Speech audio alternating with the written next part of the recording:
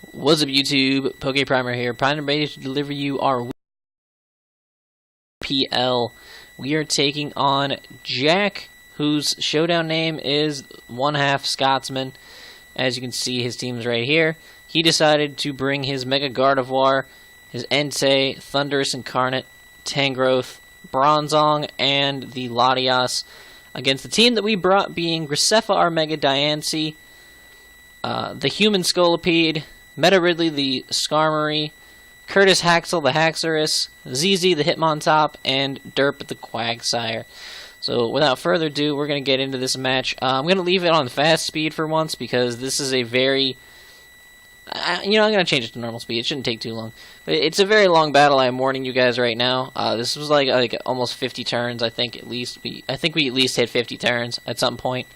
So I'm warning you now, if you don't like long battles, you might want to skip through this just to see who wins. By all means, go right ahead. I don't judge you for it. But we're going to go ahead, and we're going to switch sides because we want to be on our side. So he leads with the Bronzong. I kind of felt like he was going to do that. I decided to lead with Meta Ridley. I had no reason not to.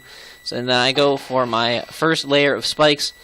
He's going to switch out the Bronzong, go out into his Entei, take a little bit of spikes damage, which is totally fine as I get up my second layer. He then doubles out into the Mega Gardevoir, obviously predicting me to switch here because Entei can one-shot even a fully physically defensive Skarmory. I go out into my Quagsire. Holy crap, this is going a little fast. I'm going to put it on slow for now. But I predicted him to have like Energy Ball or something, so I immediately got Quagsire out of there, as it does end up just going for the Hyper Voice, which does about 50% to my Scolipede, which was kind of painful. I wasn't a huge fan of that. But knowing I outspeed,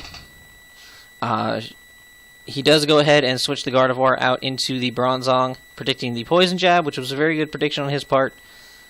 However, I do want to make note on that turn, we do see that he is in fact a heat-proof Bronzong, as he did take Spikes damage, so they clearly cannot have Levitate.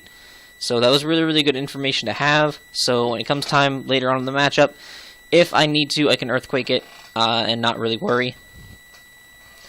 I decided to go out into Quagsire here because I know this thing can't do anything to Quagsire at all. So that's kind of nice. Quagsire, literally, I would have to say Quagsire is my MVP for this matchup because this thing just put in too much work. I decided to go for a Scald here, figuring it was pretty safe. I could get a burn on something, and I do get it on the Tangrowth. Which is really, really nice.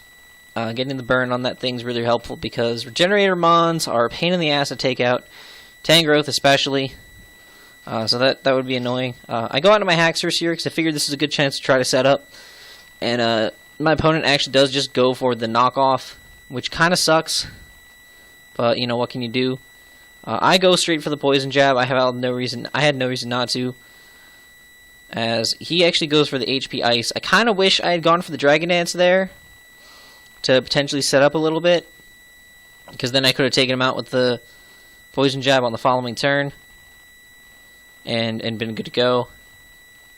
But that was not the case. I decided here to just go out into Hitmontop. I can take an HP Ice really easily, even with a crit. Look at that. I mean, we're Assault Vested, so no big deal. Get the Intimidate off on it, and then the Tangrowth will die to the burn. No one gets a kill off of that. If it dies to status, no one gets a kill. So that's fine. In comes the Latias, which I figured was going to happen. I cannot leave Hitmontop in there, so I have to go immediately out into Skarmory to take that Psyshock like a boss. It's not going to do anything at all. And I kind of figured the Defog was coming. I really kind of thought the Defog was going to come. But I decided just to go for the Toxic here. I figured it was my best plan to really weaken down the Latias, get that thing on a timer. If I can get that Defogger done and out of there ASAP, that'd be great. My opponent does just go for a Thunderbolt, which does huge damage. I go for an Iron Head to get some chip damage off on this thing. Does a lot more than I expected it to, so I'm kind of curious what kind of set he was running. Maybe it might have been a defense lowering nature of some kind, maybe. Not sure, but definitely very curious as to what set he might have been running. He actually decides to swap out into his Thundurus here as I go out into my Quagsire And I was kind of scared about the HP Grass at first, but swapping out immediately pretty much confirms that the HP Grass is not on his Thundurus, so his Thundurus cannot touch our Quagsire at all. I went for a Scald, figured it was a safe play, could potentially get a burn on something, and I'm just gonna keep clicking Scald on front of this Bronzong. We sadly do not have Earth Power. I didn't feel the need for it in this matchup, so I'm just kind of trying to pick up the burn on this thing. Even though it does less damage to it because of the heat proof, it's still a little extra damage each turn, which would be nice. But I'm just going to keep clicking Scald against his team. I feel no reason not to, as he just keeps getting his screens up with the Bronzong. Mega Gardevoir goes ahead and sets up a Wish as I go for a Toxic on it, which is great. So having this thing also put on our timer is really, really helpful. It's just going to go for Hyper Voice, which does a huge amount of damage to Quagsire, but not enough to take me out, as I am able to get another Scald off, and actually get a crit on this thing, which is really cool. And the toxic damage is definitely starting to rack up, as he's actually going to go for another Wish here, as I'm just going to go for a Recover, get some HP back. Quagsire just putting in the finest of work. This is where the stall fest really begins. Basically, what ends up happening, I'm going to turn up the speed a little bit for these parts. Quagsire just sits here and just keeps clicking moves, keeps clicking Scald, Ice Beam, and Recover, just pretty much against just about anything on my opponent's team. Nothing my opponent has right now can really do anything spectacular to Quagsire, so I'm essentially just clicking whichever move makes the most sense at the time, and Quagsire is just eating up hits and sitting there laughing about it. As the screens do wear off here, and the Bronzong immediately comes back in, catches the Wish from the Gardevoir, and is going to go ahead and try to set those screens back up. But again, this stall fest, you're going to see, I'm putting this right up to fast speed for a little while. You're going to see, like, this is going to go on for, like, I want to say about 20 or so turns straight of just setting up screens, switching around, things trying to eat hits, Quagsire eating a hit. It's insane. I get a Ice Beam crit on the Latias, which is really, really huge. Really, really weakened that thing down, but it has to switch out as I get my recovers going. It's just a constant loop of just recover, Ice Beam, Scald, recover, Scald, Ice Beam, recover, Scald, Ice Beam, recover, Scald, Ice Beam.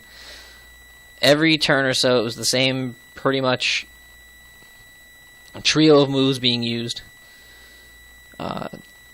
Just constant recovery. There's nothing that really Jack could do to really stop me from doing this either. It didn't seem like he had any moves that were specifically like made to handle Quagsire, but yeah, at this point it's just kind of like, it was kind of a matter of time at this point for when I would finally be able to take out one of his Mons, which was kind of, it was kind of getting to be a little bit annoying, I'm not gonna lie. I predicted him to go to the Latias there, so I went for the Ice Beam to try and catch it on the switch, but no such luck, as the Hyper Voice does just knock us down pretty low as we recover ourselves back up. Bronzong comes back in to set up the Reflect again, I'm pretty sure. I do get a crit Scald there, which is great. And goes for the Gyro Ball. I don't know why he went for Gyro Ball there. It kind of seemed silly. But it happens. Gets the Reflect back up. And essentially, at this point, it seemed like he was just kind of sacking off the Bronzong, making sure he gets the screens back up. So Quagsire actually able to pick up the kill there on the Bronzong, which is great. He goes out into the Latias, fires off a Draco on us, trying to get the kill.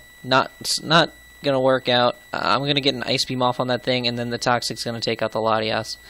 Now finally, in comes the Entei, and this thing immediately, as I see this damage, it had to be banded in order to kill me. So I'm going to drop this down to normal speed now. I immediately go out into Diancie, knowing he's banded into extreme speed, and I go right for the Mega Evolution and the Diamond Storm. If the Reflect hadn't have been up, that Thundurus would have gone down. No problem. I decide at this point I want to see A, if it's a Life Orb, and B, if it's carrying Flash Cannon, so I immediately swap out into Skarmory to take a Flash Cannon, potentially.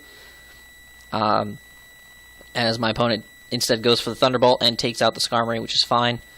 Go on to the Human Scolipede here, go for the Protect, get my speed boost up, make sure that I'm faster than the Thundurus, and just go for a Poison Jab. I knew for a fact that I could hit the Thundurus really hard with that, and I'm just gonna keep getting my speed boost up. Go for the Poison Jab as it will take out the Mega Gardevoir that comes in on the switch.